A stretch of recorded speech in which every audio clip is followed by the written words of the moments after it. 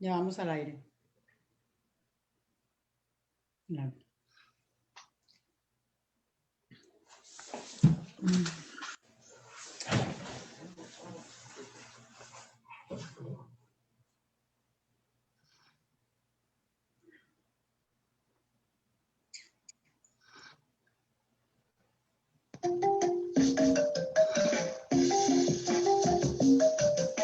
Cimarrón, cimarrón, cimarrón, cimarrón, cimarrón, cimarrón, cimarrón, cimarrón.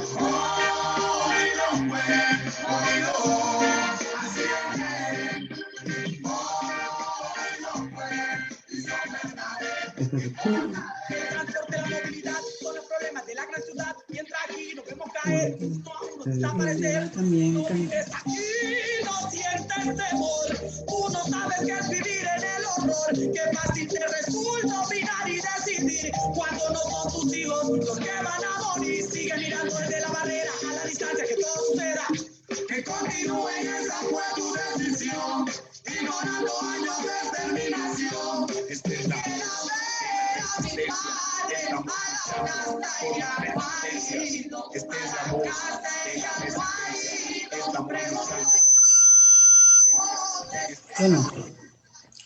Bueno, estamos aquí en directo desde Lyon, Francia, con nuestra asociación France Colombie Solidarité y nuestro programa Voces de Lideresas y Líderes Sociales.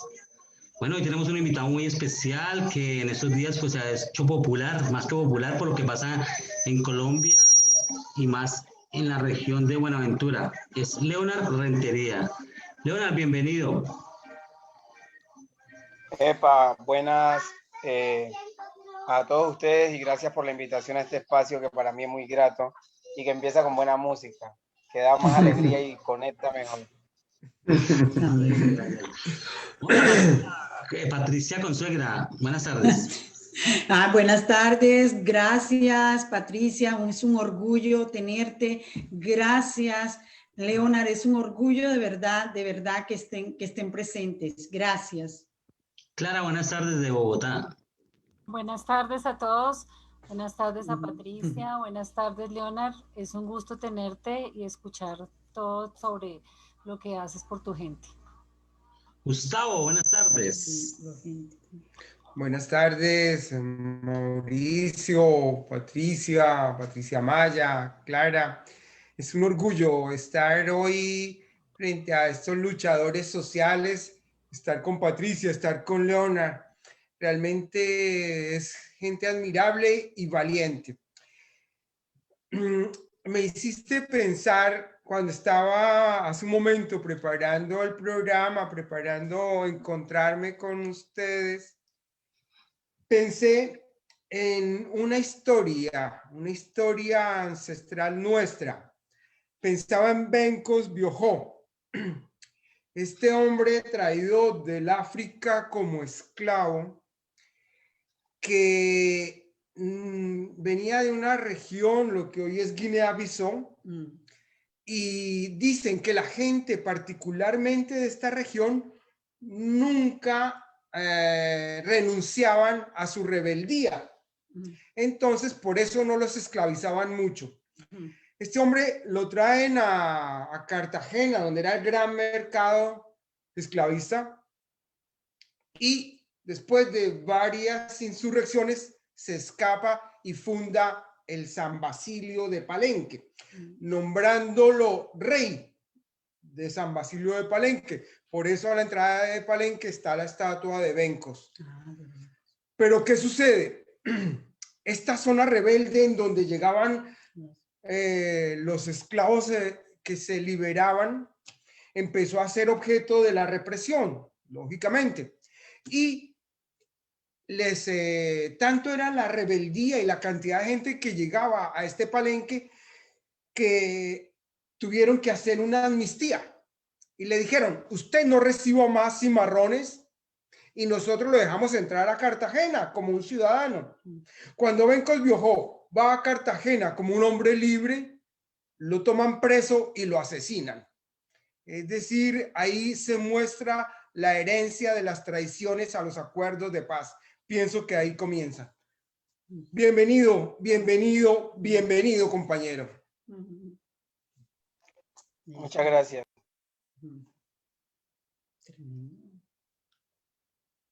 Mauricio, tienes el Sin micrófono sonido. cerrado. No tiene sonido. Patricia Maya, buenas tardes, bienvenida. Igualmente es una líder social que ya la entrevistamos en algún tiempo y que nos ha acompañado en algunas emisiones. Buenas tardes y bienvenida. Hola Mauricio, hola Patricia, hola Gustavo, hola Clara, hola Leonard. No, para líder social me falta mucho. Estoy feliz con la labor que estoy realizando ahorita, que es más un enlace pedagógico entre territorios y ciudades y centros, pues, capitales, porque como siempre convencida que nos hace falta conocer y solamente así vamos a entender las luchas que se dan. Líder, este hombre que está aquí, que desde niño ha venido haciendo fuerza y haciendo resistencia por no dejar morir la sonrisa, lo que hablábamos en algún momento también cuando entrevistamos a otra líder del Pacífico. Es algo que contagia, la alegría del pueblo afro, contagia. Siempre hay una sonrisa, siempre hay un tema de salir adelante. Entonces, pues agradecida con ustedes, como siempre, ya me siento en mi casa, ya llego, ya, como está, así como cuando están en la casa. Vale, Patricia. No, pues igualmente cuando alguien es líder, independientemente social, comunitario, lo que sea, de pronto uno no lo dice, solamente la gente que sabe que eres líder y que no eres líder. Bueno, tenemos a Leonard, nuestro invitado, y bueno, igualmente aquí lo estamos escuchando desde Europa, desde Suiza, desde todas partes del mundo en nuestro canal Modestamente y desde Colombia. Y para mucha gente que nos está siguiendo, pues queremos saber quién es Leonard Rentería. Bueno, pues hay cosas que son evidentes, pero a mí me gusta siempre resaltarlas. Bueno, Leonard Rentería es un afrocolombiano. Bueno, yo me defino mejor como negro. Hay gente que dice que, bueno, que todo lo que incluye ser negro, pero para mí ser negro es la forma como me defino. Soy hijo de Buenaventura. Me gusta el arte y la cultura, que es principalmente lo que hago. Estudio psicología, estoy en 9º semestre de psicología. Y bueno, gracias a Dios, pues a la solidaridad de muchas personas, pues los últimos semestres he podido cancelarlos y tengo, creo que una responsabilidad coherente y consecuente que se conecta con mi pasado, pero que con el pasado de mis ancestros, pero que también se conecta con mi presente, con el presente de las generaciones de hoy y con el futuro de los que quizás nunca me conozcan, pero que tengo esa responsabilidad como mis compañeros de luchar para que el día de mañana pues puedan tener la oportunidad de gozar de sus derechos y de poder gozar de la libertad en plenitud. Muchas gracias. Bueno, y como decíamos, pues Patricia Maya se ha convertido en ya hace parte de nuestro canal. Es una líder, además de líder, ya es parte de nuestro canal y nos ha ayudado a conversar con varios líderes. Pues queríamos saber, de pronto que nos dé un poquitico de qué es lo que está pasando en Buenaventura en estos momentos. Bueno, pues básicamente, Patricia, pero Patricia. perdón. Bueno, básicamente, para darle el paso a Leonard, ¿qué es lo que pasa en Buenaventura? No es una situación nueva, porque en las ciudades, lastimosamente, desde el colegio, desde cuando nos están enseñando que es sobre geografía colombiana, nos metieron la idea de Buenaventura como el puerto de Buenaventura, cerrándonos los ojos y cegándonos a que Buenaventura es mucho más que eso, que hay un pueblo, que hay una ciudad, que hay desigualdad, que hay todo el tema. Entonces desde afuera siempre mirábamos el tema como el puerto. ¿Qué es Buenaventura? El puerto más grande del país. Así se quedaba siempre. Entonces, ahorita, ¿qué es lo que pasa? Que ya ese pueblo que se quedó ya ahogado en sus luchas, en sus guerras por crisis social, la crisis de capital también, porque como lo ha dicho Leonard muchas veces, el tema de desempleo y de falta de educación es grandísimo allá, porque toda la inversión y toda la atención se va al puerto, dejando a un lado todo lo que significa Buenaventura.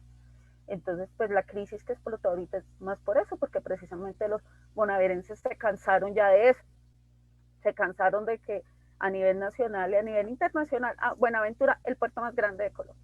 No, Buenaventura va más allá del puerto y eso es lo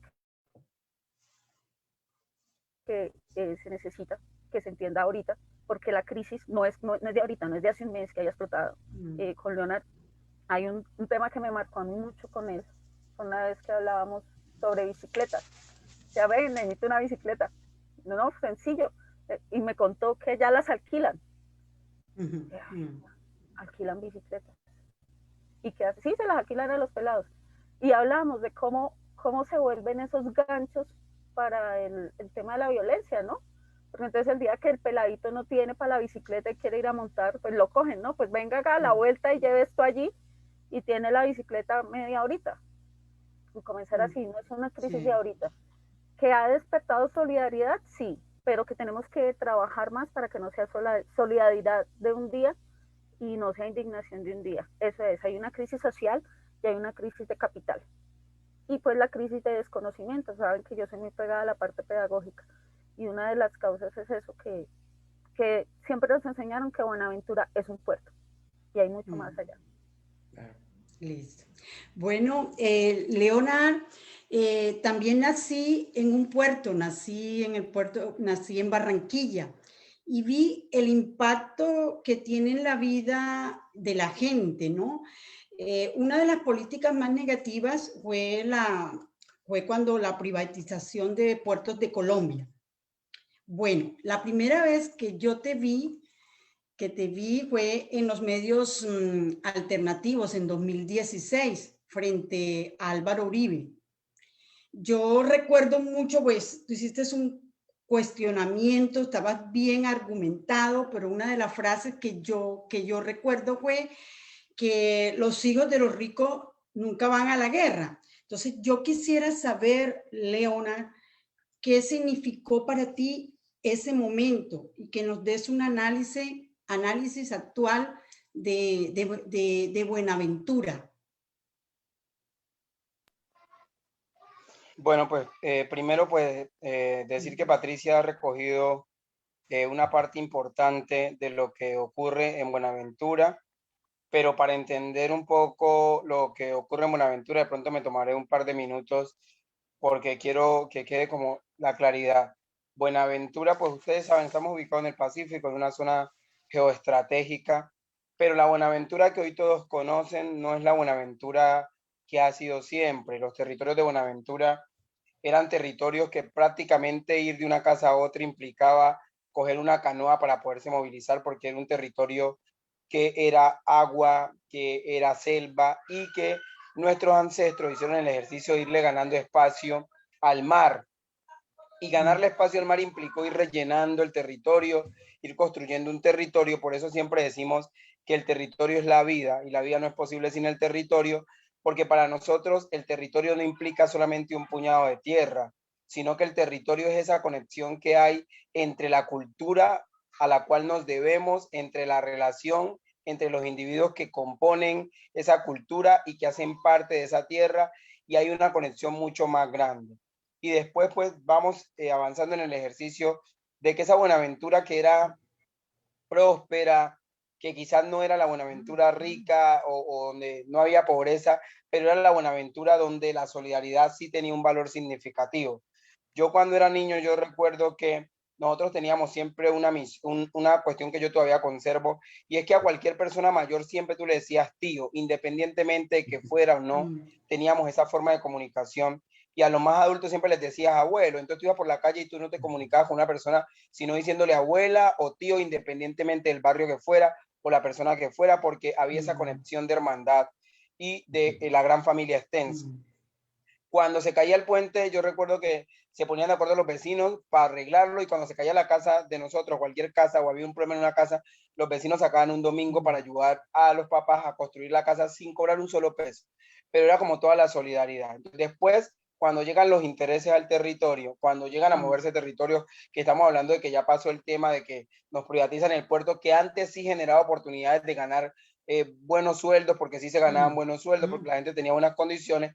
Entonces, cuando ven que de pronto el pobre tiene una opción que en ese caso la tenía y una oportunidad, pues lamentablemente vienen los ejercicios de intervención, porque al país y sobre todo a la clase dominante lo que nunca le ha gustado es que los pobres puedan tener acceso a recursos que le permitan pensarse, educarse y transformar sus vidas, porque ya eso implica un peligro, sobre todo en la forma como nos van a dominar a través del sistema político.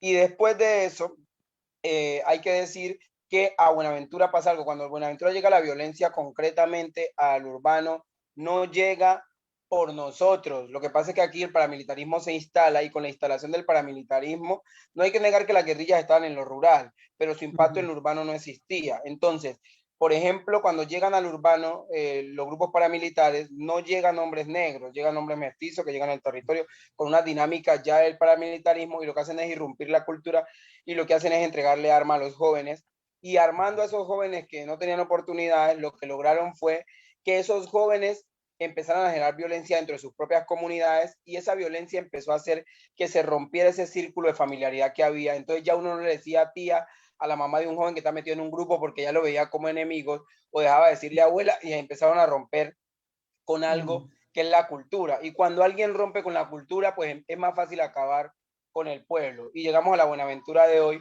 que es una Buenaventura sumergida en la pobreza del 80%, sumergida en la falta de oportunidades y en el desempleo del 63%, que hace que con facilidad se mantenga y se sostenga la ilegalidad, porque se mantiene a partir de generar oportunidades negativas a jóvenes que, obvio, se aprovechan de su condición de vulnerabilidad, de condicionamiento de la violencia, de falta de oportunidades, de falta de acceso a educación y de falta de muchísimas cosas, para entregarles un arma, 500.000 pesos, y reemplazar una oferta que esta es negativa, reemplazar por una oferta inexistente del Estado.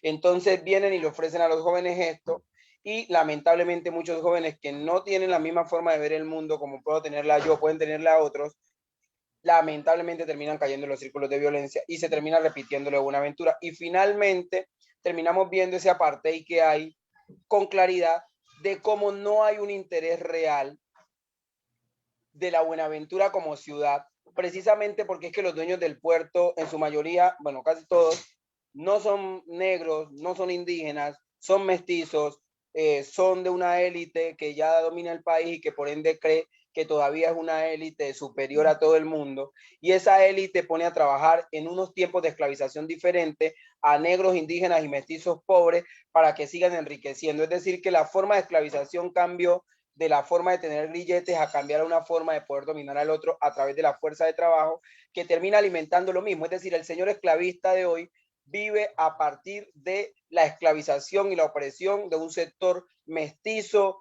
negro e indígena pobre que habita un territorio como Buenaventura con mucha riqueza, pero que está inundado por la pobreza. Gracias. Leona, gracias. Ese panorama que tú nos das, pues nos lleva a pensar que los medios de comunicación, pues nos muestran las cosas como muy limitadas. Sí. Y tú tienes un conocimiento amplio de tu territorio. En redes sociales, en los medios de comunicación, ha sido popularizado específicamente por dos hechos que fueron muy evidentes: el enfrentamiento a Álvaro Uribe y una entrevista que tuviste con la cual de allí surgieron muchas cosas, pero sabemos que tu defensa, tu trabajo por los derechos de tu territorio, de tu gente, va mucho más allá. Entonces quisiéramos que nos contaras cómo ha sido ese recorrido en defensa de tu gente, de tu pueblo. Empiezo por decirles que si yo no estaría acá si las dinámicas organizativas no existieran, ¿no? De pronto no estaría de este lado, de pronto tendría un fusil terciado a esta hora, o estaría en la noche disparando como otros, o de pronto estaría bajo tierra. Y siempre digo eso porque yo era un adolescente, siempre fui un adolescente agresivo, que rindió mucho en el colegio, pero que era agresivo, violento, que creía que la mejor forma de resolver todo era los puños y a las patadas, porque bueno, parte de la realidad familiar tenía un círculo de violencia de género que hacía que, o de violencia intrafamiliar, que hacía que uno fuera condicionado por ese tipo de conductas, ¿no? Y luego de eso, pues tuve la oportunidad grandiosa que yo siempre tengo que resaltarla, de un amigo, Oscar se llama él, que hoy anda por el mundo buscando oportunidades porque acá no las tuvo, y él me llevó a un grupo de danza donde yo me puse a bailar y empecé a bailar sin saber bailar danzas. Luego empecé a hacer algo más de rap, poesía, y después terminé siendo parte del grupo de jóvenes que había era acompañado por la Comisión Intereclesial de Justicia y Paz, una organización de derechos humanos que ayudaba con eso. Luego terminé en ese grupo aprendiendo de derechos humanos, viajando por el país a varias zonas a aprender de derechos humanos, de políticas públicas, de comunicación, de muchas cosas que me sirvieron en mi adolescencia para ir cambiando la forma como yo veía el mundo. Entonces, ya cuando empecé a salir, empecé a notar que yo podía ser bueno para otras cosas distintas, pero esa oportunidad no lo hubiese tenido si no tengo la opción de estar en un espacio como este del arte y la cultura, que no me lo ofreció el Estado. Es decir, que yo soy producto de una resistencia hecha por organizaciones que empezaron a ganarle jóvenes a la violencia, y yo soy uno de los cientos de jóvenes que le ganó la batalla a esa violencia. Y desde allí hemos venido trabajando arduamente desde la adolescencia en territorios vulnerables, precisamente tratando de generar esas oportunidades para que los jóvenes a través del arte puedan conocer otras formas, y a través de esas otras formas pues puedan pensarse sus proyectos de vida, puedan comprender que la forma de salir de ese meollo de la violencia, de la pobreza y de la miseria es optar por educarse, por ir a ritmo de los sueños y atreverse a caminar. Nosotros hemos tenido resistencias y trabajo en territorio, siempre hemos trabajado en territorio donde sabemos que hay presencia de grupos armados ilegales, porque acá difícilmente hay sectores donde no haya presencia ilegal. La presencia ilegal está penetrada casi todo el territorio, y de pronto en algunos barrios más residenciales no lo hay. 1, 2 o 3 o 5 barrios, pero el resto, la mayoría de los barrios tienen participación de grupos ilegales, y son en esos barrios donde nosotros tenemos trabajo y donde acompañamos comunidad, precisamente porque creemos que es allá donde debemos estar. No es sacar al joven de su contexto, sino allá en el contexto nos hemos atrevido a construir procesos para poderles enseñar a los jóvenes que hay otras formas, porque también yo reconozco otra cosa, que dentro de los grupos armados ilegales hay muchos jóvenes que tienen mucha capacidad para el fútbol, para el arte, para muchas cosas. Si ustedes supieran tanto joven que está disparando hoy y todas las habilidades que tienen, les aseguro que si esos jóvenes hubiesen tenido otra oportunidad, la mayoría seguramente no estarían allá disparando, pero hoy lamentablemente están allá. Pero la mayoría de los que componen esos grupos tienen alguna habilidad o alguna destreza que es valiosísima, pero que lamentablemente no supimos aprovechar en su momento. Qué gran trabajo, Leonardo. Gracias.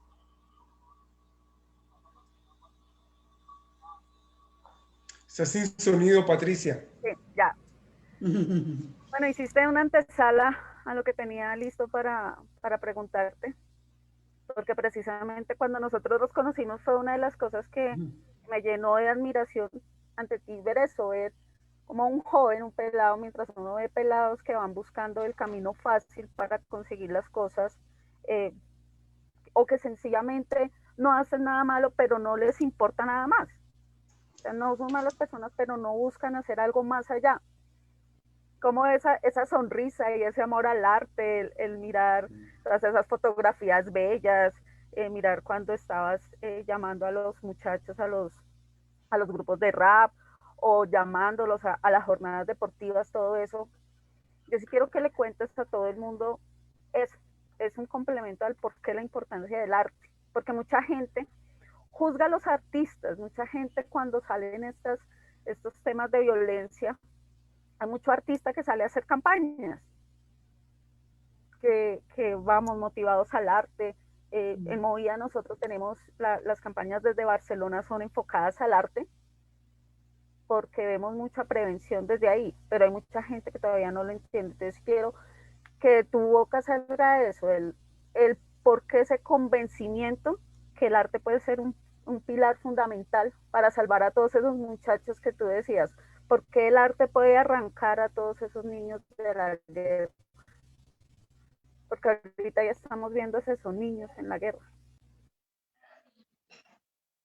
Patricia, pues mira, yo quiero responderte poniendo varios ejemplos, y en algunos ejemplos voy a poner personas sin citar sus nombres, y en otros voy a hablar solamente de cosas muy personales. O sea, ustedes no sé, por lo menos cuando uno vive en un hogar atravesado por la violencia de género, por la violencia contra las mamás, que a veces ocurre, uno se hace unas ideas en la cabeza que son ideas muy malas. tiene unos pensamientos que son muy malos. Y por ejemplo, cuando yo salía de la casa para ir santamente a los ensayos de danza, que eran 3 veces a la semana, yo cuando llegaba a ese lugar, en ese lugar sentía que era otro lugar totalmente distinto. Uno, por la energía que tenía el espacio. Dos, porque bailar era una forma también de liberar tantas cosas negativas que tenía en el pensamiento y que también estaban invadiendo mi corazón. Y cada vez que yo bailaba danza sentía que era liberarme una parte de esas cosas que no quería que hicieran parte de mí, ¿no?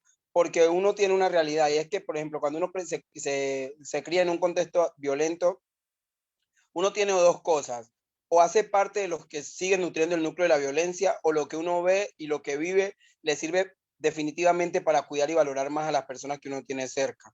Y en mi caso ha sido eso, ¿no? Aprender a amar mucho y a querer mucho a las personas que uno tiene cerca. Y el arte ha sido eso. El arte es el refugio para las personas que en ocasiones están ahogadas emocionalmente, psicológicamente, o que están pasando por montones de crisis. Y luego, pues cuando uno, por ejemplo, tiene la oportunidad de rapear lo que uno vive, cuando usted desde el rap puede decir lo que siente, puede contar las historias de lo que le pasa, también es una forma de desahogar mucho dolor, mucho rencor, muchas cosas. Y yo pienso que el arte es eso. El arte es esa forma de comunicar y de quitar todo ese peso que uno puede cargar, y que ese peso en ocasiones lo produce el mismo contexto en el que uno vive, porque vivir en un contexto complejo hace que tu conducta se vaya condicionando, y entonces uno tiene que tomar la decisión de si, por ejemplo, permite que la conducta sea condicionada por la violencia, o si uno permite que elementos como el arte empiecen a reconfigurarle la vida para hacerle ver más allá de la violencia que uno vive y empezarle a permitir habitar otros senderos y otras realidades. Yo creo que al mundo, a mí y al mundo, lo puede salvar el arte, la espiritualidad y el amor. Yo siempre diré esto. O sea, los 3 elementos que componen la transformación y que pueden componer la transformación de la vida del ser humano, para mí son la espiritualidad, el arte y el amor. Yo pienso que con esos 3 elementos nosotros podemos hacer montones de cosas. Y si usted ve, el arte tiene un componente que es el amor por lo que uno hace y también con el que uno se conecta para hacer, y ese componente de lo espiritual, porque el arte también es espiritual. Y no, cuando hablo espiritual, pues ustedes saben que no me refiero al tema de religiosidad, sino me refiero a esa conexión que va mucho más allá de una religión, ¿no? Y entonces eso tiene el arte. Y lo que tenga amor y lo que tenga conexión espiritual, para mí tiene la posibilidad de transformar el mundo. El amor. Ay, qué gracias. Aquí en Europa muchas personas dicen que Colombia está en paz, pero me dicen también, pero si ustedes ya firmaron la paz. Yo quiero personalmente, Leonard, que tú nos digas para ti qué es la paz. Bueno, esa pregunta es compleja, ¿sabes? Pero la paz no solamente es el silencio de las armas. La paz es el bienestar general. O sea, pueden callarse los fusiles en algún rincón de cualquier país. En algún rincón de cualquier país se pueden callar los fusiles. Pero si no hay posibilidad de que una persona sea atendida cuando tiene un problema de salud, si no hay posibilidad de que una persona se lleve un pan a la boca y pueda tener alimento, si no hay posibilidad de que una persona tenga la oportunidad para hacer un empleo, pues entonces no podemos hablar de paz. Porque es que la paz no se construye solamente con el silencio de las armas. El silencio de las armas es una parte de ello. Pero además de eso, en Colombia no ha habido silencio de las armas. Tenemos que reconocer que en Colombia no solamente hay una estructura armada ilegal. Aquí se firmó un acuerdo con las FARC, que es un acuerdo que, como ustedes pueden ver, ni siquiera se ha cumplido. No firmar un acuerdo no implica que ya hay construcción de paz, porque un acuerdo es como la puerta de una casa. El acuerdo es como la puerta de una casa, en la medida que cuando yo abro la puerta no quiere decir que ya estoy dentro de la casa. Quiere decir que la abro para poder recorrer cada espacio de la casa. Entonces el acuerdo de paz fue la puerta. ¿Y qué pasó? Esa puerta lamentablemente está abierta, pero no hemos sido capaces de llegar ni a la sala. No hemos llegado a la cocina, no hemos llegado al cuarto, no hemos llegado al baño, no hemos llegado al patio. Entonces, mientras no recorramos esa casa y podamos llegar hasta el último rincón de esa casa y todos habitar en esa casa en tranquilidad, pues no podemos hablar de que hay un ejercicio de construcción de paz. Aquí hay un acuerdo firmado en papel que abrió una puerta y que para que pueda haber paz, todos los que abrimos la puerta tenemos que ser capaces de caminar adentro de esa casa. Y como no hemos caminado adentro de esa casa, como todavía no sabemos cómo está compuesta la casa, como todavía no sabemos quiénes habitan esa casa, porque hay otro problema también. Los que abrimos la puerta de la casa todavía no nos hemos sentado en la sala para poder comprender en esa sala qué tan diferentes somos y cómo hacemos para, aún siendo diferentes, vivir en ese lugar común que se llama la casa, que le podemos denominar la paz. O sea, no vivimos en la paz porque todavía no conocemos quiénes son los que están en esa casa. Entonces, ¿cómo voy a vivir en una casa y a convivir con los que están en la casa si yo no sé quiénes son? Entonces, la paz necesita abrir la puerta, entrar, sentarse en la sala, tomar de pronto el control del televisor o no, pero atreverse a entender quién está sentado en la sala, qué diferencias tenemos y qué nos hace común. Entonces, la paz se va a construir sí o solo sí cuando entendamos que tenemos ya la puerta abierta, pero que ahora tenemos que caminar, que tenemos que entender que los pasos no van a ser iguales, no vamos a llegar al mismo tiempo a la sala, porque no todos caminamos igual de rápido, no todos vamos a ir directamente a la sala, hay unos que se van a ir derecho al cuarto y no a la sala, pero entonces tenemos que ponernos de acuerdo para ver en qué punto de la casa nos encontramos. Entonces, la paz hoy es un camino que todavía no está construido y que tenemos que atrevernos a caminar, pero hay el silencio de las armas de las FARC, pero sigue existiendo la bulla, el bullerismo, el bullismo de las armas del ELN, de las armas de los grupos paramilitares que nunca se desmovilizaron, de los grupos, de las bandas criminales, y mientras esas balas suenen, mientras la injusticia suene en el país, mientras no haya oportunidades, siempre va a haber un huequito que va a permitir, lamentablemente, que la violencia siga siendo y siga estando. Gracias. Así es, Leonard. Leonard, en ese camino, para abrir esa puerta, hay varias formas de hacerlo. Y sabemos que de pronto tu pueblo lo conoce más que nuestras realidades. Y en ese camino y en ese proceso hay una palabra que tal vez tú puedas ayudarnos a entender de mejor manera, y la has nombrado muchas veces en tus intervenciones y hoy lo hiciste, y es el término resistencia. Quisiera que nos contaras, que nos dijeras qué significa esa palabra para ti y qué significó desde tu infancia. ¿Qué es resistencia? Bueno, yo empiezo por decirte lo que dice un compañero, resistir no es aguantar. Que eso siempre tenemos que tenerlo claro, resistir no es aguantar. Resistir es tener la capacidad de pararse firme aún cuando tú sabes que el viento tiene capacidad de tirarte al piso. O sea, tú sabes que el viento que está soplando es capaz de lanzarte al piso, tienes la claridad de eso, pero aún así tú te paras frente al viento para resistir, con los riesgos de que te caigas, con los riesgos de que una caída te pueda quitar la vida, con los riesgos incluso de que todo pueda salir mal, pero aún así tú tomas la decisión de ponerte de pie. O sea, aún así tú tomas la decisión de ponerte de frente al viento. Para mí eso es resistir. Y no es aguantar, porque la gente dirá, no es que la gente aguanta, no, aguantar es tener, de pronto quedarse allí quieto y que el viento te golpee y tú no haces nada y tú ahí como que no resistes y no me dejes llevar del viento, no.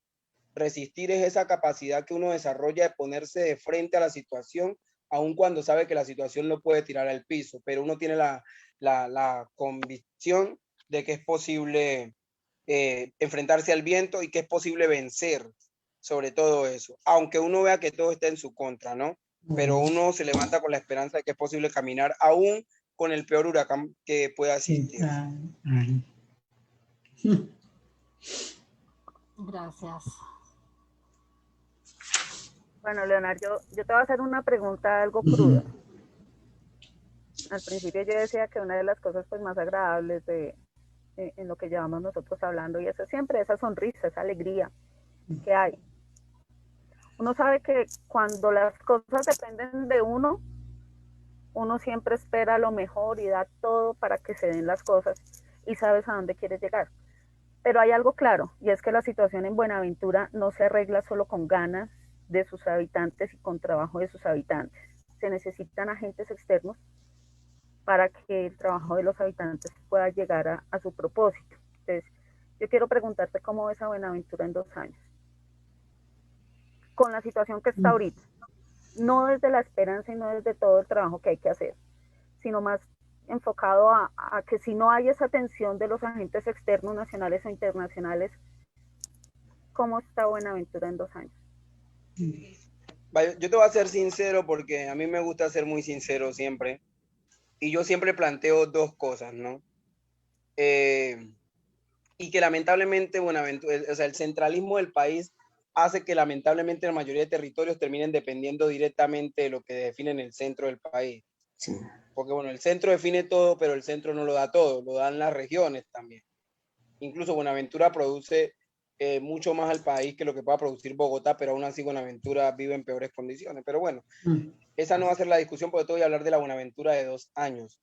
Buenaventura tiene 2 caminos, ¿no?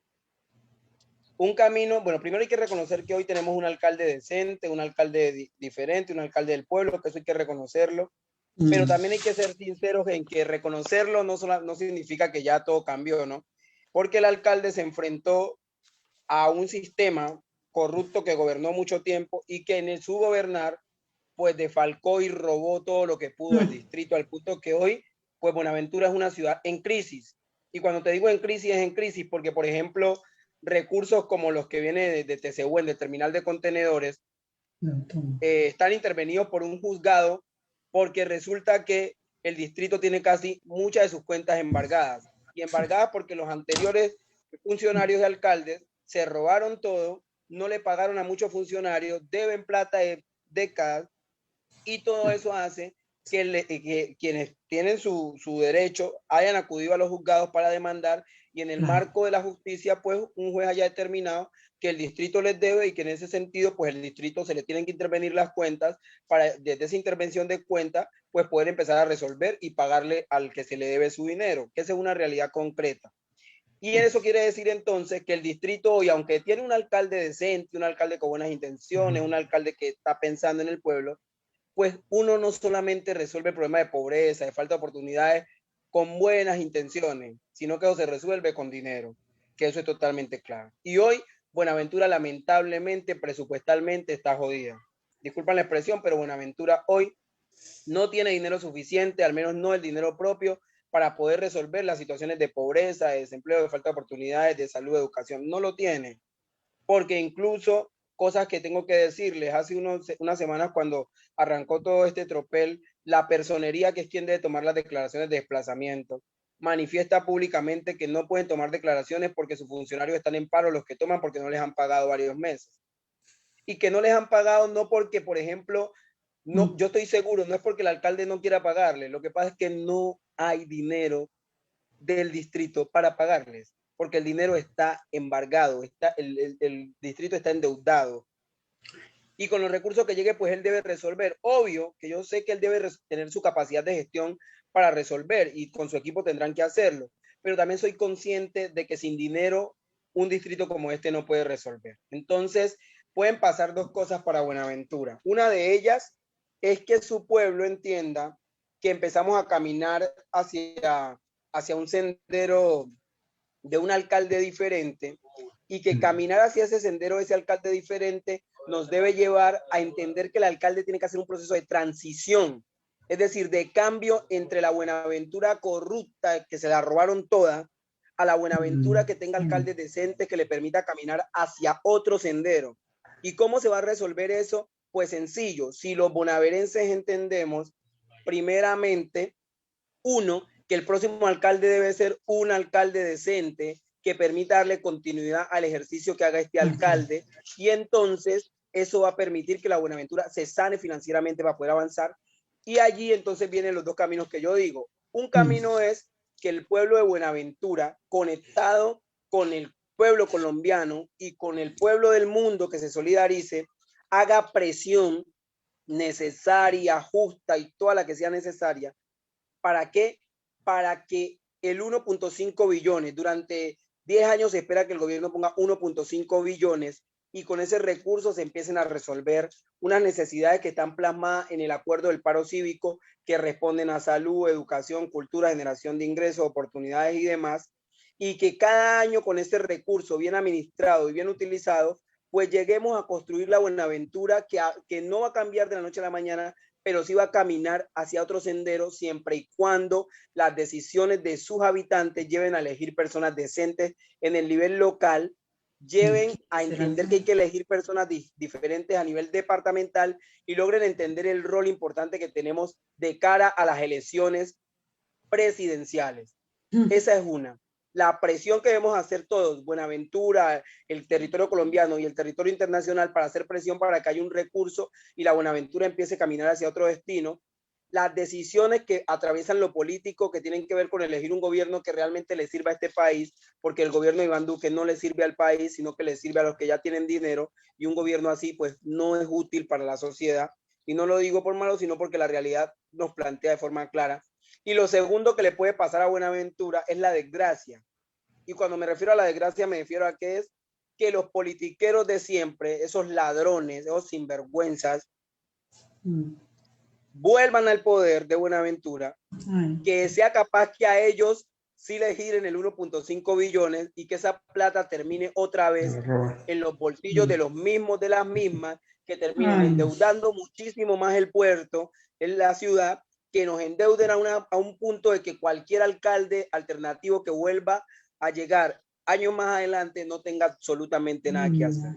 Estos son los dos caminos que tiene Buenaventura. El de caminar hacia elegir diferente para poder consolidar y presionar para que se dé la transformación, o el sencillo de elegir mal, y el elegir mal lo va a llevar sencillamente a que toda la plata que consiga vaya a los bolsillos de los mismos de siempre, que van a terminar pagando medio año en la intramural, y que el resto del tiempo lo van a pagar en sus casas y van a andar recorriendo el territorio y gastándose la plata en whisky, como lo suelen hacer ellos y sus hijos. Esas son la realidad, los dos caminos que yo veo. No veo otro camino. Excelente. Bueno, yo quería aprovechar para hacer como dos comentarios. Uno, hacer desde acá, desde este viejo continente, un rechazo muy firme a las amenazas que recibe el obispo de Buenaventura, Monseñor Darío Jaramillo. Pero también quería aprovechar el momento para llamar a esa invitación que está circulando en las redes de un cacerolazo para el día de hoy a las 4 de la tarde, que va a recorrer los barrios Kennedy, San Luis, Puerto Rojas, San Francisco, Juan 23 y 14 de julio. Bien, sinceramente yo me atrevo a decir que aspiro a que este sea el primero de varios momentos que tengamos la oportunidad de encontrarnos con Leonard y con Patricia para abordar el tema de Buenaventura. Nos estamos viendo que hay una dimensión enorme de lo que sucede en Buenaventura, pero lo que trasciende hacia el país, y todas esas visiones que nos aporta Leonard, pienso que son visiones de país. Y retomo un poco lo que venías diciendo y allá va mi pregunta. Desde muchos sectores se comienza a hablar del tema electoral y empiezan a plantear opciones de unidad. Yo sinceramente creo que la unidad que necesita nuestro país es campesina, indígena, negra, juvenil, feminista, obrera y de izquierda. Para mí esa es la coalición, y la coalición que puede transformar el país. Pero quiero que nos cuentes tu opinión y tu visión sobre esas propuestas de unidad y cómo ves tú toda esa perspectiva hacia unas elecciones en el próximo año, ¿no? Sí. Pues mira, nosotros, Gustavo, hemos sido a prueba de ensayo y error, y políticamente hemos visto que el mismo sector ha gobernado este país. El mismo sector, que hay veces nos lo pintan a nosotros como si fueran enemigos, como si estuvieran distantes, pero todos sabemos que eso es totalmente falso, porque al final todos los que nos han gobernado tienen algo en común a nivel presidencial, y lo que tienen en común es que siempre sus intereses han estado al lado de los grandes empresarios, de los que tienen mucho más, porque ellos vienen de ellos o reciben financiación de ellos. Y obvio, pues el ejercicio hay que reconocer que el país tiene empresarios, ¿cierto? Que está el sistema capital. Pero bueno, el capital no puede terminar siendo quien se lleve todos los recursos del Estado a beneficio de, por encima de todo un pueblo que no tiene absolutamente nada.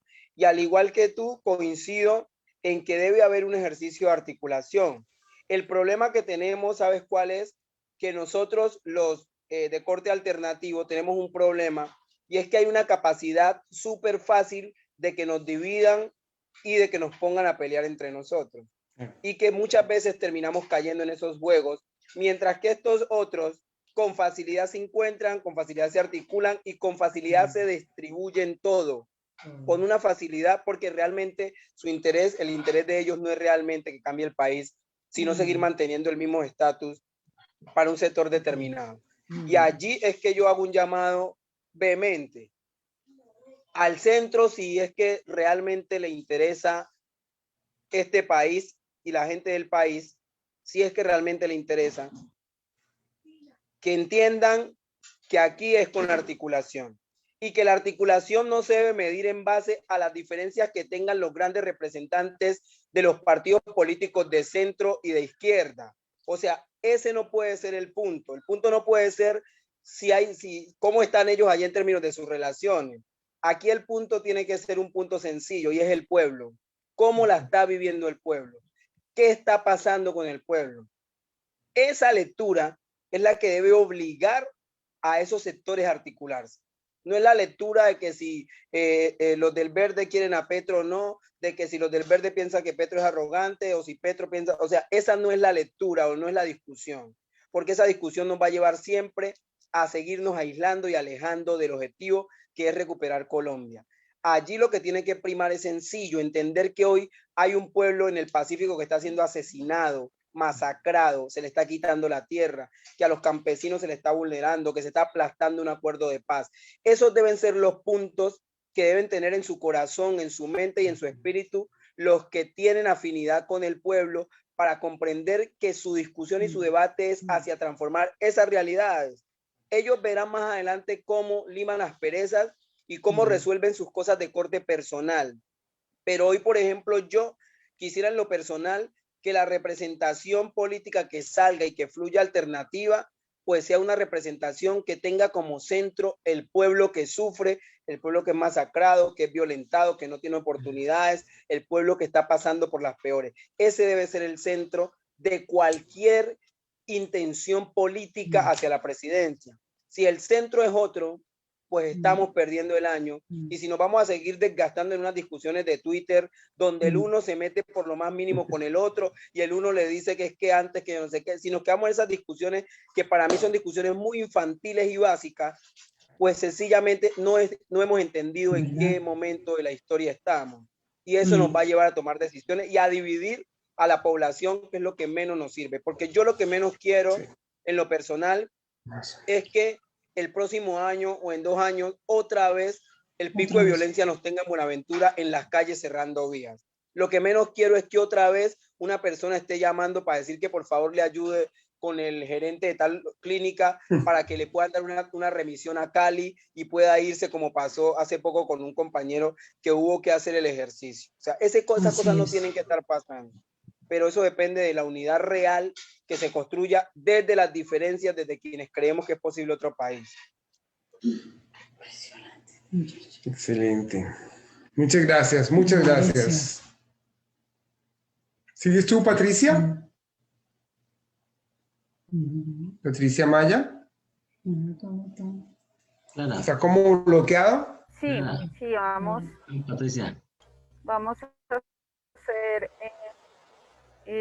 sí, vamos a hacer el tema algo más alegre. Esa ha sido mi palabra de la entrevista hoy, alegría. Bueno, yo no puedo dejar pasar esto, que pues yo ya he tenido el placer, pero necesito que el mundo y necesito que Europa se entere de ese talento. Este programa, como te explicaban, como te contaban, lo ven en Francia, lo ven en España, lo ven en Suiza, así que no podemos dejar de, o cerrar sin un rapcito en el cual te voy a poner este reto, te voy a poner ese rapcito con 3 puntos. Sí. 1, nos cuentes el mejor recuerdo de tu niñez. 2, nos cuentes lo que más quieres de Buenaventura ahorita. Y 3, le digas al mundo que necesita Buenaventura. Cortico, facilito. Facilito. No, eso se ve fácil y se escucha fácil, pero yo voy a tratar de no decepcionarlo. Ya puse una pista, pero vamos a decir la pista, si la pista funciona. ¿Listo? Bueno, escuchan la pista, ¿cierto? Bueno, yo Claro. sí la escucho. Dice, este país todos tenemos que transformarlo. Esta es la hora, así que no vamos a callarlo. Vamos adelante y ser perseverante. Buenaventura merece siempre salir adelante. Vamos para adelante, el amor es la clave. Con la espiritualidad que también sirve de llave. Vamos de llave y vamos en este enclave, porque Buenaventura merece la misma clave y otra clave, que pueda llegar la transformación, que se escuchen las voces de toda la nación, que no haya diferencia entre los alternativos, para cambiar esto hacia algo positivo. Lentamente quiero invitar a todo el mundo que miremos a Colombia, porque está el señor vagabundo que está dañando, que está acechando, que el político de turno nos está robando, analizando. Lo que quiere Buenaventura es vivir en paz y que esa sea la cultura. Por eso canto y le vivo improvisando. Desde acá en Buenaventura siempre ando analizando. Yo me paro, pero nunca disparo. Por eso es que yo digo, con el rayo siempre aro, ja, y voy para adelante, sigo siendo un perseverante, porque no nací nunca para ser maleante. Yo voy para adelante desde acá en Buenaventura, donde se aviva lentamente lo que es mi cultura.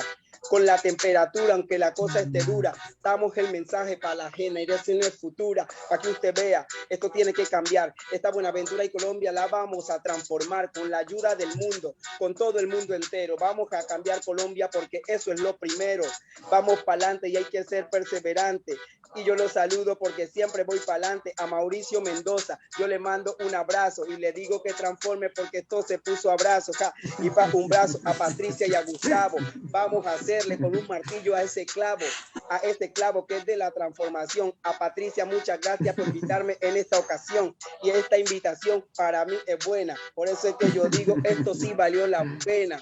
Valió la pena. Y a Clara quiero saludar, un saludo y el abrazo de corazón le quiero dar. Ja, vamos para adelante. Esto es Colombia, un país feliz que se merece salir adelante, porque todos los colombianos son gente perseverante. Aquí estamos en vivo para el mundo, aquí improvisando como todo un vagabundo. No importa esas voces, yo las voy a reconocer. La etnia es importante, así que toca avanzar para crecer. Ya toda la juventud, este es el momento, solamente faltas tú. Y yo le digo de todo corazón, este mensaje se lo dejo a Colombia, mi nación. Tío. Bravo. El reto no fue tan fácil. Excelente. Qué fuerza, muchachos. Gracias por esto. Qué enorme. Un gran talento y un gran mensaje. Y en ese mismo camino de mensaje, y pues no puedo desprenderme de mi labor como educadora, también veo que eres un gran escritor. Y en una de los textos que escribiste frente a la entrevista en la que no te dejaron hablar completamente, hay una frase que quiero leer textualmente para que nos des tu mensaje sobre lo que pasa ahora y qué podríamos hacer nosotros, o por lo menos yo, dentro de las aulas o dentro de nuestro contexto para evitar esta situación. La frase dice: este país aún no nos ve del todo como humanos. Para muchos en este país somos una etnia por debajo de la gran etnia, la etnia blanco-mestiza. Eso lo escribiste en ese texto y para mí es de gran trascendencia. ¿Qué nos puedes decir al respecto? ¿Crees que la discriminación sigue vigente? ¿Qué podemos hacer nosotros desde nuestros contextos para poder trabajar ante eso? Sí, o sea, la discriminación racial y el racismo siguen estando vigentes. Lamentablemente lo que pasa es que todos tenemos, o sea, todos los seres humanos tenemos de todo, ¿no? Y es negándonos y es enfrentando esas cosas como podemos cambiar esto, ¿no? Y ahí tenemos una responsabilidad los artistas, los educadores, todo el mundo, porque uno es racista, hay veces hasta de forma inconsciente, o discrimina hasta de forma inconsciente, porque lamentablemente en el contexto en el que uno vive, uno va aprendiendo muchas cosas. Y porque los jóvenes y hay veces los niños van aprendiendo de un sistema social que ya funciona como tal y que cuando llegan a ese sistema a ser parte de, ya hay unas reglas de relacionamiento y unas formas inclusive de comunicación. El rol aquí de los educadores tiene que ser un rol de empezar a enseñar a desaprender esas formas, de empezar a conectar a la gente con el hecho de entender que todos somos humanos y que la humanidad es el centro. O sea, el centro real es la humanidad. Más allá de las expresiones de esa humanidad que se puede ver en los colores, en las religiones, en el estado, el estatus social. O sea, eso realmente no es tan relevante como lo es relevante el hecho de ser humano. Y la educación tiene que darse a la tarea de poder conectar a los estudiantes con ese sentido de la humanidad, con ese sentido de no naturalizar lo que está mal y con ese sentido de ser coherente y de comprender que realmente siempre necesitamos del otro. Y ese otro puede tener colores distintos, puede hablar distinto, puede pensar distinto, pero tiene en común con nosotros que es igual de humano como cada uno de nosotros, valga la redundancia. Entonces la educación tiene que ser capaz de confrontar eso, porque ¿sabe cuál es el problema mayor del racismo y la discriminación racial? Que son temas que no se confrontan. Entonces, como no se confronta, entonces se queda allí. Yo he escrito muchas veces, recuerdo que en tiempos pasados yo escribía temas sobre racismo y yo les decía, cuando una persona, yo estoy en la calle y por ejemplo yo me le acerco a una persona mestiza siendo negro, digamos que no voy con gorra, que voy normal. Yo, ustedes como ven, yo tengo una raya en la ceja y yo siempre me hago 2 rayas aquí. Y te juro que a primera vista, te lo digo por la experiencia, yo estaba en Bogotá en varios lugares y cuando me he acercado a personas en ocasiones a preguntarle la hora, por ejemplo, se corren porque su primer pensamiento es que yo puedo llegar a robarlos o que en su efecto yo represento un peligro. Y yo hay veces llego hasta entender a esa persona de alguna manera, ¿sabes por qué? Porque seguramente el sistema social en el que vive le enseñó que era así. Seguramente en donde estudió nunca hubo una confrontación frente a ese tipo de conductas. A diferencia de que si se acercara una persona a pedir la hora y no fuera negro, pero fuera mestizo, que era un par de otro mestizo, te aseguro que no se va a correr, porque lo ve como un par, lo ve como un igual.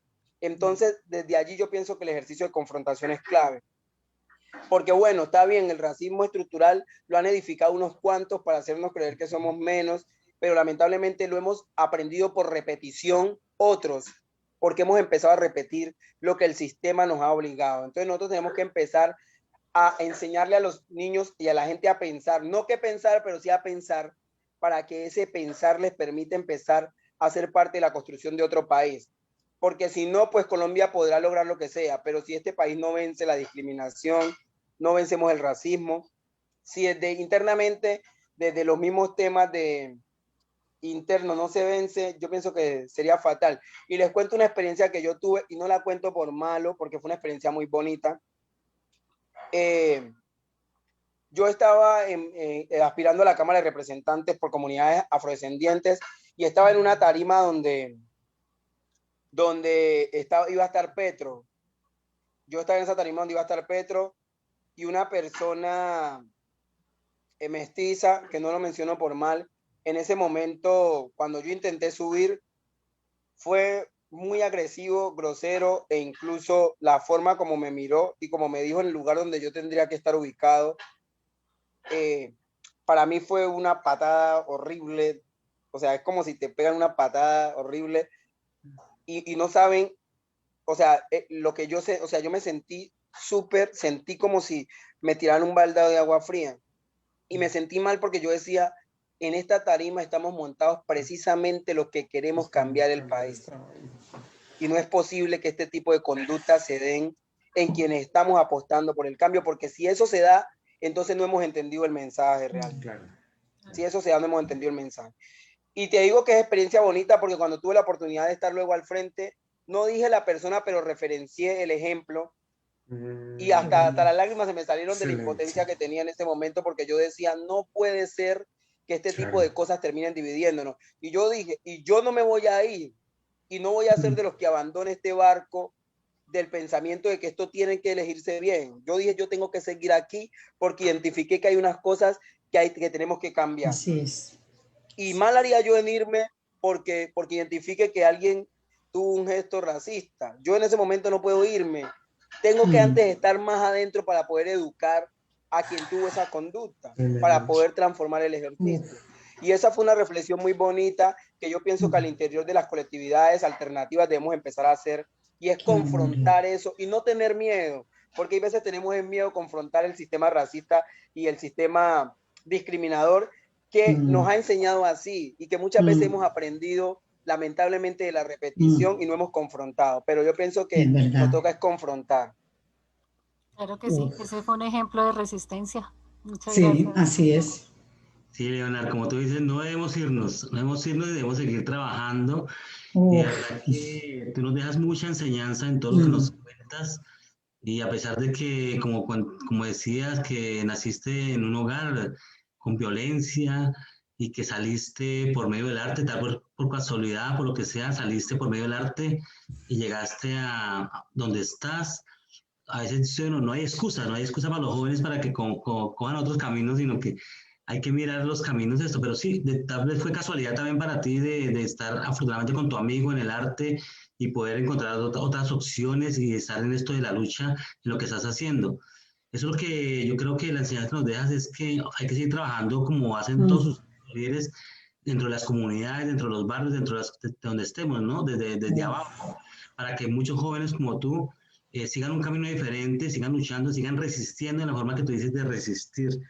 Igualmente hay que decir que tú saliste de la casa donde sufrías violencia para llegar a construir una casa. Como tú dices, hay que llegar a construir una casa, pero para construirla hay que abrir la puerta y hay que mirar otros espacios, como tú decías. Pero somos un gran territorio donde hay muchas casas, y entonces hay que abrir muchas casas, hay que empezar a trabajar en muchas partes de Colombia, como lo están haciendo ustedes.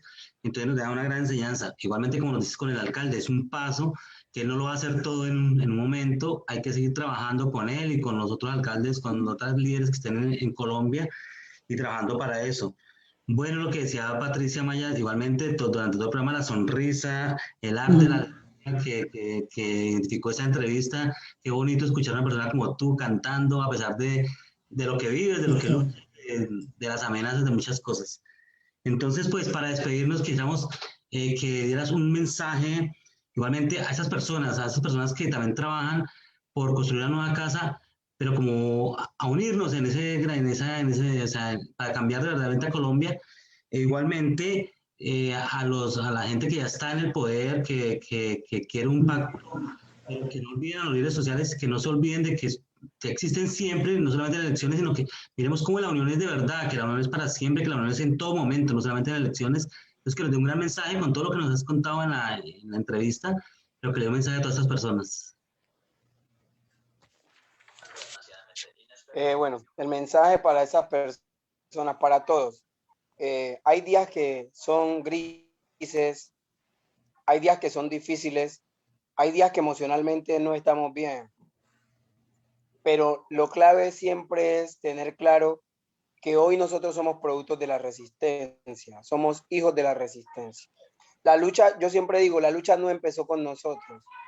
Por ejemplo, yo soy un negro libre, pero mis ancestros no lo fueron. Mis ancestros fueron esclavizados. Y aún conscientes o no de que podría existir Leonard en el futuro, lucharon todo lo que tuvieron que luchar para ganar una libertad que no solamente era la de ellos, estaban pensando en mi libertad, sin conocer que un día en la historia de la humanidad yo podría existir. Y hoy, como competencia, yo y otros debemos hacer el ejercicio también de luchar para que quien venga en el futuro, en los años que sea hacia adelante, pues puedan gozar de unos derechos y de la plenitud de la vida. A los compañeros que resisten, decirles que hay que seguir resistiendo. Hay días más difíciles que otros. Hay días en los que uno quiere tirar la toalla, pero cuando miremos hacia el frente, cuando veamos los niños, cuando veamos este país tan próspero, este país tan maravilloso, yo siento que allí van a haber 1000 razones para seguir resistiendo. Van a haber momentos en que, obvio, todo se viene arriba, todo se cae, las cosas no salen bien. Y yo en ese momento no sé qué creencias tengan, no sé cómo sea, pero yo en ese momento les digo, espiritualidad, amor. Espiritualidad, amor. Espiritualidad, amor, 1000 veces espiritualidad, 1000 veces amor. Cada uno con lo que crea. Los que creemos en Dios, pues amor en Dios y creencia firme, espiritualmente conectados con Dios. Los que creemos en los orichas de nuestros ancestros, pues nos conectamos con eso. Los que no creen en Dios, pero creen en el amor, pues su poder está en el amor. Los que creen en la madre tierra, pues en la madre tierra. Pero siempre, siempre no perdamos la conexión espiritual con aquello que creemos. No perdamos la conexión espiritual con la vida misma y no permitamos que el amor nos los quiten. No permitamos que nos borren el amor. Y el amor trasciende colores, trasciende formas de pensamiento, trasciende todo eso. Y el amor a este país, pienso que es lo que nos une a todos, al menos a los que soñamos una Colombia distinta. Y por más diferentes que seamos, por más diferencias que tengamos, por más ideologías distintas que tengamos, cada vez que un pensamiento de división llega a nuestra cabeza, nunca olvidemos que tenemos un centro que nos une que se llama Colombia y el amor por esa Colombia nuestra, que es de todos. Y tampoco olvidemos que nuestra misión es heredarle esta tierra en mejores condiciones a generaciones que vendrán, nietos, bisnietos, tataranietos, o incluso los que no pensemos en tener hijos, pues tendremos toda una generación de mucha gente que va a venir adelante y que se merece otro territorio. A los que no están en el país, decirles que la solidaridad, la empatía y el amor son clave también. La empatía es clave en este momento para los bonaverenses. Si al menos usted no tiene la capacidad de ayudar con algo, en algo, al menos tenga empatía. Al menos tenga la capacidad de, antes de decir algo, de poner un mensaje en Twitter, de escribir cualquier cosa, tenga la posibilidad de ponerse a pensar como una mujer que está resistiendo debajo de una cama en las noches, tratando de que una bala no le caiga. Póngase en los zapatos de ella. Póngase en la posición de cada ser que está pasando trabajo, porque el sistema o el Estado no está allí. Y desde esa empatía, entonces, atrévase a caminar y a construir, desde la empatía. Eso es lo único que yo puedo decirles y a ustedes agradecerles por el espacio. Qué bueno, y habías dicho antes, espiritualidad, arte y amor. Me encantó esa frase, yo inclusive la había escrito, espiritualidad, arte y amor, y vamos a seguir, porque le das esa y la alegría, la lucha, lo que haces. Bueno, para despedir, cada uno vamos a decirle algo a Leonard. Entonces, Clara, por favor, y nos despedimos del espacio. Gracias, Leonard, por todo lo que has compartido hoy. Realmente es muy, muy valioso. Me quedo con muchas, muchas palabras para seguir resistiendo aquí también con mis estudiantes desde tu visión. Espero que esa espiritualidad, ese arte, ese amor y tus orichas te sigan guiando por el camino del éxito. Y sabemos que o lo siento, que tendremos en el futuro un gran psicólogo de índole social que será de muy buen apoyo para nuestro país. Muchas gracias. Patricia. Gracias, Leonard, por tu valentía, por tu claridad, por estar ahí. Como nos dicen siempre las tías, las abuelitas, cuídate mucho, termina tu carrera y que logres eso, que algún día vas a llegar a ser alcalde de Buenaventura y de tantas cosas. Gracias por existir y gracias también, Patricia Maya. Gustavo. Bueno, son pocas palabras, la emoción es muy profunda, la gratitud, la admiración, pero también me dejas, Leonard, es la convicción de que definitivamente la generación tuya, la generación de Patricia, ustedes sí van a cambiar Colombia, ustedes sí van a transformar ese país. Y aquí haremos lo necesario, lo que modestamente podamos aportar. Aquí tienes unos amigos, aquí las puertas están abiertas, cuenta con nosotros, no nos olvides y un abrazo muy grande, compañero. Bueno, Leonard, de verdad, muchas gracias por haber asistido a esta entrevista, de verdad que muy emocionados y pues agradeciendo mucho también a Patricia Maya que nos acompañó, bienvenida las veces que quieras y pues hoy tengo el orgullo de dejarte que cierres el programa.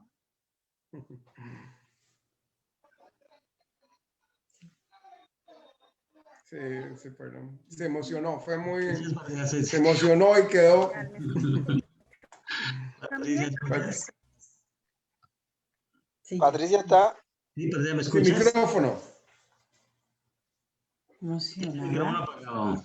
Micrófono. Abrazo. Admiración.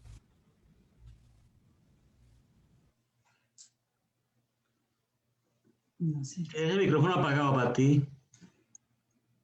pero escríbele. Sí.